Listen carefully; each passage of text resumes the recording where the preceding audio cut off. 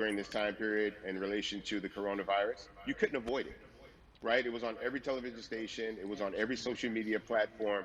Everywhere you turn, you were constantly hit upside the head with this message. You see in the interaction that this man did nothing to deserve what happened. That's right. I think so well said, because if you think about it, in the grand scheme of things, it wasn't worth it, and he didn't have to lose his life. I think that you touched on something that a lot of people talk about, and that is now defunding the police. That has been such a huge conversation, but there's so many misconceptions around defunding and dismantling.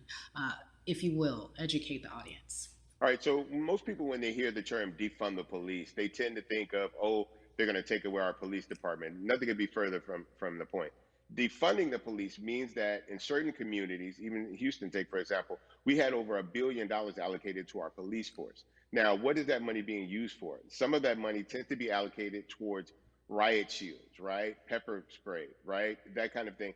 That's only used against the people that fund this budget, right? So why would the people want to supply the police with the means to oppress them? If the police are concerned about the situations in certain communities with a higher crime rate, well, higher crime rates tend to happen in communities where there's not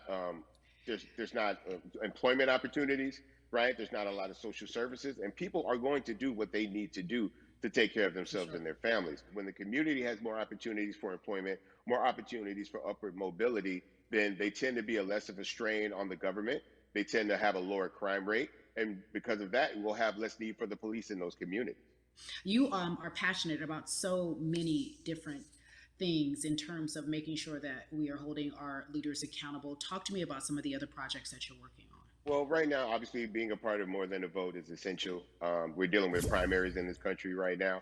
And we just want to educate people. We want to inform people because people are tired, they're angry, they're concerned, and they want information and they want action. And so we want to make sure that we give them the right information and lead them in the right direction. And we thank the people that do not look like us for standing with us right now Yeah. because it's very Amen. important Sorry. that I'm people who seeing this aren't black show in be Party involved because Royale if black people could have with gotten the rid of people. racism, we would have done it hundreds of years ago. And so I'm trying to use my voice and my platform just to let people know that if they feel like I do, there's a number of places they can go to enact change in their community. People need to know about how their city council runs. They need to know that they have the ability to speak when city council meets, to let them know that that's not the way that they feel their city needs to be run. Those are not the places that they feel the money of their And Bud, community needs to be allocated. and Bubby, even a step further, they can run for office in their local community. They can run for positions. Like, people act like they leave it up to somebody else. If you're upset, it's not hard to get Okay, on the let city me block. It's not join hard to be a part Russian. of the city council. It really isn't. Yeah, I And will depending on how meet you smart you are, you can be a later. mayor. Bro, I It's will the meet you power is later with the because show people, is and we coming. need to just know I that don't that's want happening. to interrupt Absolutely. And it's the always been people. with the people. You know, if you look at Trayvon So Martin's bye. mother, Sabrina Fulton, right? She felt that there was a Just leave system the of racism and a system of oppression that led to her son's death. And so what did she do? She ran for city council and she was elected to city council. Our own former president, 44, Barack Obama, right, started in the community as an activist, ran for an elected position, became senator, ran for another elected position, and became president of the United States. So don't think that you can't make a difference. You know what I'm saying? You don't need a lot of money. You don't need a lot of power. Your voice is enough to make a difference. Amen. I feel like I need to go out and run for something. You gave me a rousing speech there, sir. I'd be remiss if I didn't ask you this. When I talk to my brothers, I have to ask you, as a black man, how are you doing? Are you okay? I'm good. I'm good. I have a very strong relationship with God, so prayer definitely works for me. I have children and grandchildren who are watching me, who are encouraged by what I do, and they're proud of me right now, and that's really what matters, The change starts at home, so as long as you have a support system that believes in what you're doing and supports you in what you're doing, you have everything you need to go out there and fight the good fight. And for those that don't, there's a community of people here to help you. So you can go to places like morethanavote.org. There are many different places that will encourage you, inform you, and they will put you with groups of people that feel like you, that are ready to take action. So no one has to go about this alone if they want to do it. Yeah, yeah. We're stronger together. People have been saying it, but that has much more meaning now that we are in our movement, not just this moment. Bumby, it has been an education, always a pleasure. Thank you so much. I appreciate you. Keep fighting the good fight. Keep up the good fight.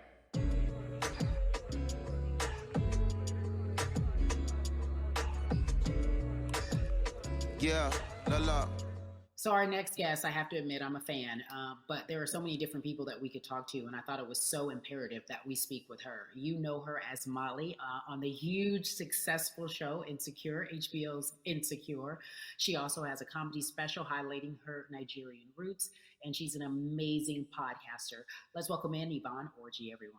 You have such a beautiful way of making things funny, giving us our medicine with some candy, right? The humor and the Yeah. healing. You bring all of that to your space. And right now, as you look across this country and how everyone is so broken and so upset, if it's not social injustice, it's the pandemic, it's depression, it's unemployment, the list goes on and on. How are you doing, quite frankly? You know, I'm rediscovering self in a way that is hard but necessary, that will lead to ultimate joy. I know it sounds like a lot, but no, I think I personally think that God put all of us on a global timeout. Like we just, America hasn't done as good as other people when it comes to timeouts because everyone else is out playing at recess, and we're still in the principal's office hoping and wishing we can come out. But I think that if we settle into the timeout and really learn the lesson that we're supposed to learn from this season, I think we'll emerge better. We'll learn how to play well with others in more ways than one. And Mm. so personally for me, I'm taking this time to learn me in a new way. I feel like I'm being ushered into a new season, and I'm getting still, because sometimes the busy uh, confounds the work that we're supposed to actually be doing. We're busy doing other stuff, but we got work that we need to do on the inside. And I'm leaning into it. I'm like, dang, I thought I was gonna be able to rest like everybody else. And God's like, nah, we got work to do. You know what? And I think that's what everybody is saying about 2020. It's demanding that we be better. And you said it's a global timeout. What do you mean by that? Yeah, it's like everyone sit down, be humble, to quote the great prophet Kendrick Lamar. Uh, but like, no, seriously, sit down and let's reevaluate some things. Let us unearth and shake up the things that we have been trying to hide within ourselves, within our nation. I think America is going through an unraveling right now, a much needed, a much necessary one, and I think all eyes on us, right? There is no, oh, I was on the subway for an hour, so I didn't miss that thing that happened. No, everybody was home. Everybody, was watching when George Floyd died, and everybody, no one could hide it. Everyone was watching when Amy Cooper called the cops. Like, this is a time where it's like, oh, we can't pretend it away. We can't excuse it away. No, no, no, no, no. It's a global timeout. Sit down, watch, and let's learn.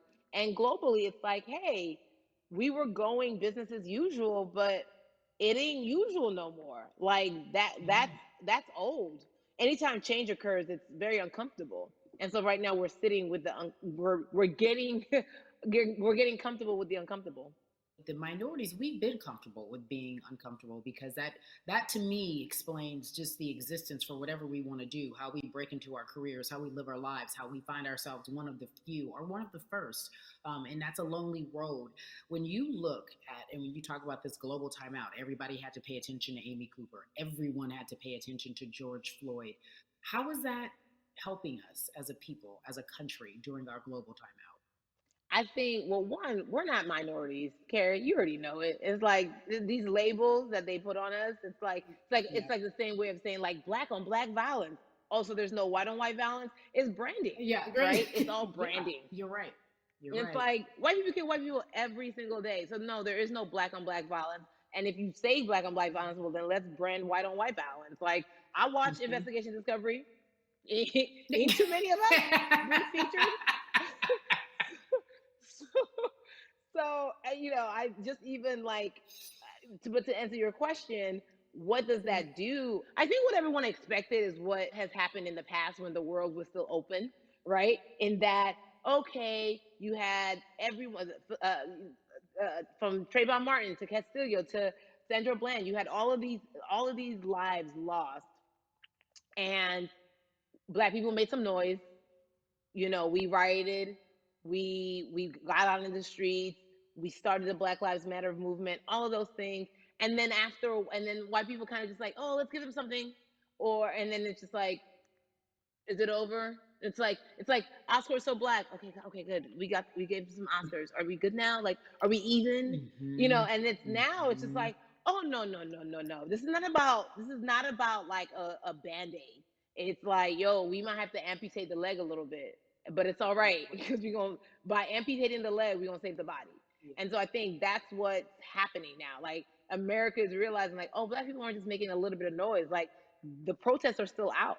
The conversations are still being had. The change is still being demanded. And I think they're seeing, oh, this is not going no way. And no, it's not because we need systematic change. What a beautiful way to explore what is happening and describe our country. We might have to amputate the leg, but that's to save the body.